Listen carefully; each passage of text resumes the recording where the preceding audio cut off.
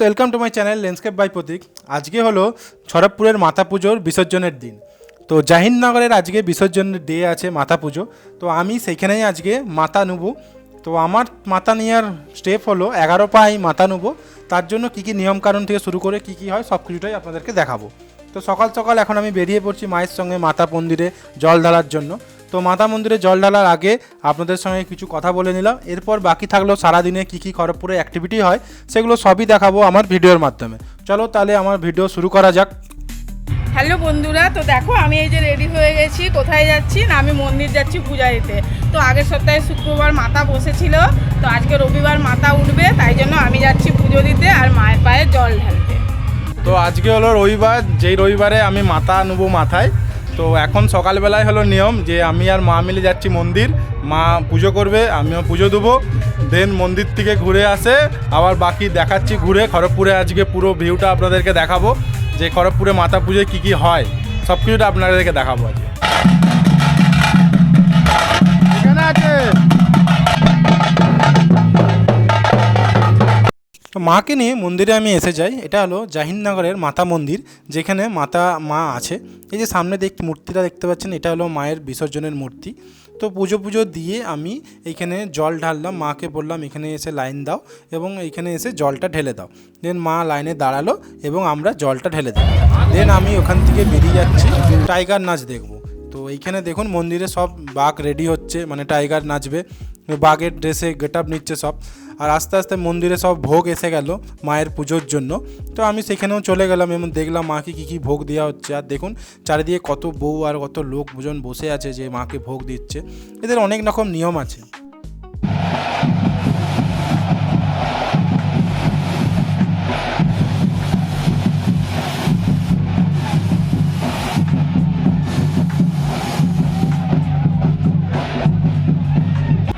তো এখন দেখছো খড়গপুরের বাওয়াল টাইগার নাচ, যেটা হলো জাহিননগরের সবথেকে ফেমাস। তো টাইগার এখন সেজে গেছে এবং ঘরের চালে উঠে গেছে এবং দেখাচ্ছে সবাইকে নাচ। এবং দেখো সব বন্ধুরা সবাই মিলে কেমন ঘিরে আছে টাইগার।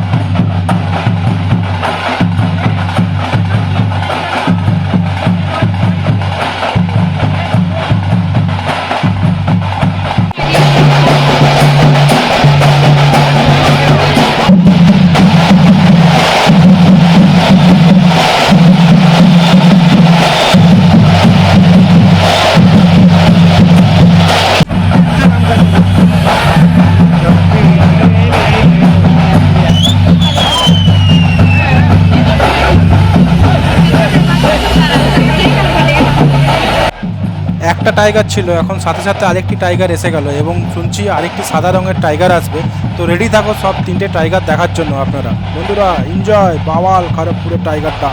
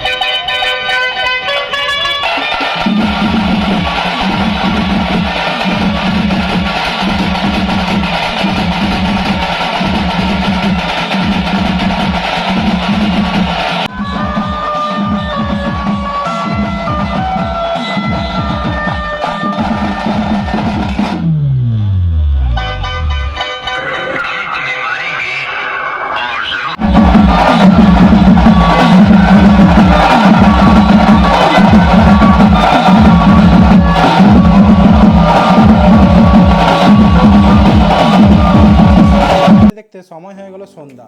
এবার বেরিয়ে পড়লাম বাইক নিয়ে যে কী রকম গেট বানিয়েছে। তো মাতা পুজোয় মাতা ঠাকুরটি একটি রাস্তার নির্দিষ্ট দিকে ঘুরে মাথায় নিয়ে। তো সবাই মানুষগুলো এই মাতা ঠাকুরকে দেখার জন্য একটা বাড়িতে সামনে গেট বানায়, ফুলের গেট, যে কোনো রকম গেট বানায়। তো সেই গেটগুলো দেখার জন্যই আমি বেরিয়ে পড়লাম চারিদিকে খড়গপুরের ঘুরতে, কোথায় কী রকম গেট বানিয়েছে। তো দেখো বন্ধুরা সামনে দেখাচ্ছে সেই গেটটি, যেটি ফুলের বানিয়েছে, খুবই সুন্দর লাগছে, ময়ূরের ভেসে বানিয়েছে আর একটি বাচ্চা বসে আছে সামনে, খুবই অসাধারণ লাগছে এই গেটটি।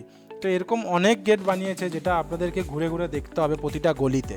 তো সামনে আরেকটি গেট দেখুন, রজনীগন্ধা ফুলের পুরো গেট বানিয়েছে, যেটি গোলাপ ফুল আছে। এরকম মাল্টিপল টাইপের গেট আছে আর রঙ্গোলি আছে, যেটা খড়গপুরে খুব সুন্দরভাবে বানায়। এইখানে দেখো বানিয়েছে ডিজেল লাইট, যেটি হলো জাহেননগরের মাতা পুজোর মন্দিরের পিছন দিকেই পড়ে এই লাইটটি।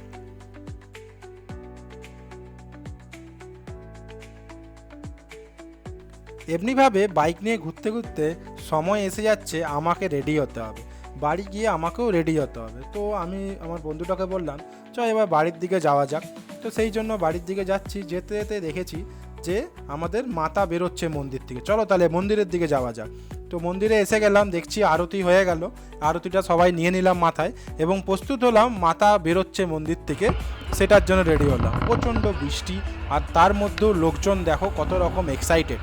সেই বৃষ্টির মধ্যেও লোক এসেছে মন্দিরে মাতাকে দেখার জন্য, প্রচুর ভিড়। আমরা মোটামুটি আগে এসে গেছিলাম বলে একটা ভালো লোকেশন আর ভালো প্লেস পেয়ে গেছিলাম মাতা ঠাকুরটিকে দেখার জন্য। তো চলো বন্ধুরা, তোমাদেরকে দেখার।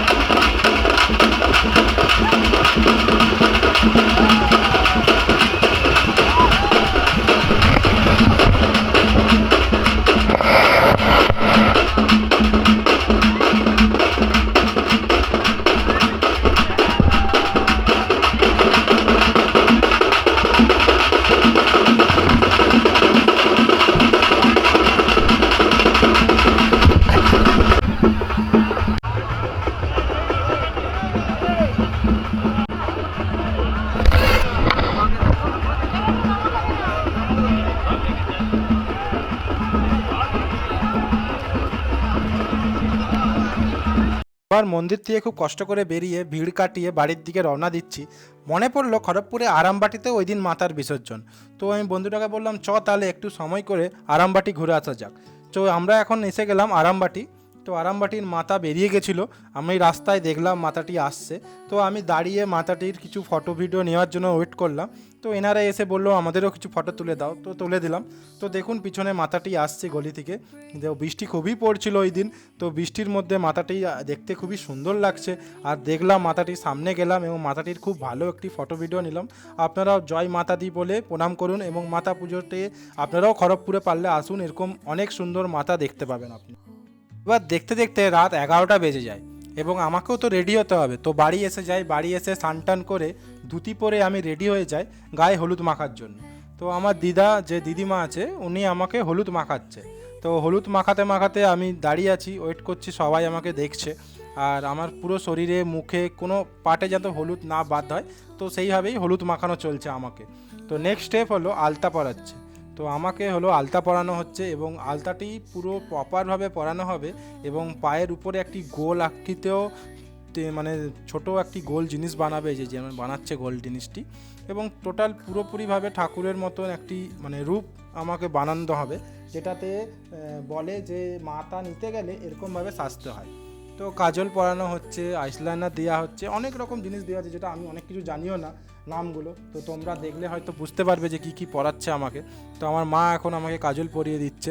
তো আমার এমনিতেই ছোটোবেলা থেকে কাজল পরতে খুব ভালো লাগতো, তো তারপরেও আবার এখন কাজল পরিয়ে দিচ্ছে, মানে খুবই ভালো লাগছে। তো এরপর হলো হলুদ মাখা কমপ্লিট, কাজল পরা পণ্ডিত, আলতা হয়ে গেছে। এবার বাকি হলো মাথায় একটি লাল টিপ। তো এবার মাথায় লাল টিপটি বানানো হচ্ছে, আমাদের এখানে দিদা বানাচ্ছে লাল টিপটি। তো লাল টিপটি দেওয়ার পর আমাকে অনেকটাই রেডি হয়ে যাবে। এবার বাকি হলো গলায় একটি রজনীগন্ধার মালা।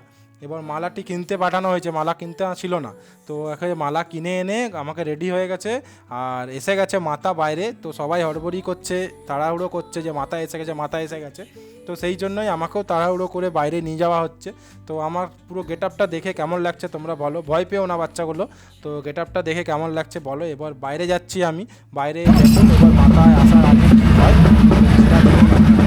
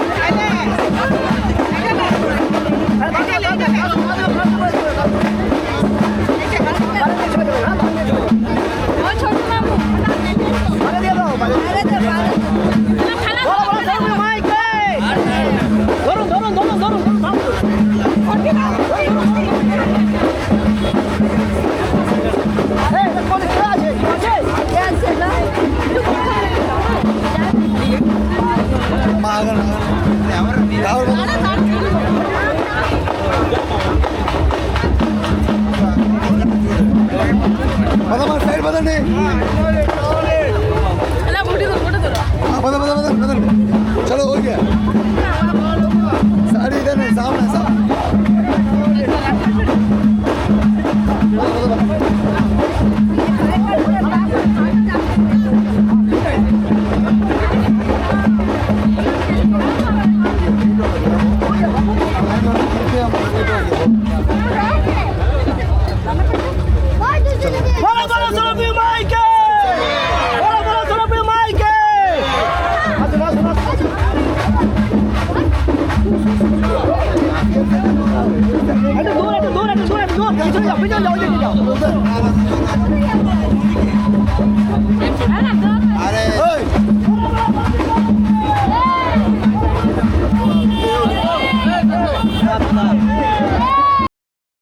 তো মাথাটি নিয়ে পায়ে হেঁটে সবাই আঁচল পেতেছিল এবং ওই আঁচলের উপর দিয়ে হেঁটে হেঁটে আমাকে পেরিয়ে যেতে হচ্ছিল এবং পায়ে সবাই এসে প্রণাম করছিল, পায়ে নিম জল দিচ্ছিল। তো সবাই সেই টাইমে আমাকে ঠাকুর হিসাবে গণ্য করে সবাই প্রণাম করছিল। বেশ সবাই মানে এই ঠাকুরটিকে, মাতা ঠাকুরটিকে। আর আমার ছোটোবেলা থেকেও ইচ্ছা ছিল ঠাকুরটি মাথায় নেওয়ার। তো আমার নিয়ে খুবই ভালো অনুভূতি হয়েছে এবং ঠাকুরটি মানে খুবই ভালো লেগেছে আমার নিয়ে, মানে একটা ফিলটা খুব ভালো লেগেছে। তো নেক্সট আরও একজন দাঁড়িয়ে ছিল আমার আগে, তো এবার আমার থেকে এনে ওর কাছে এনে দিল ঠাকুরটি। এবার আমাকে বললো ঠাকুর থেকে এসে এখানে প্রণাম করে দেন তুমি চলে যেতে পারো। তো আমার এই বছরের মাথা নেওয়া খুব কমপ্লিট হলো। তো আমার খুবই ভালো লাগলো মাথা নেওয়াটা। তো তোমরা নেক্সট বছর আসো, সবাইকে দেখাবো কীভাবে খড়গপুরের মাথা। তো গাইস মাথা নেওয়া হয়ে গেছে আমার। माता के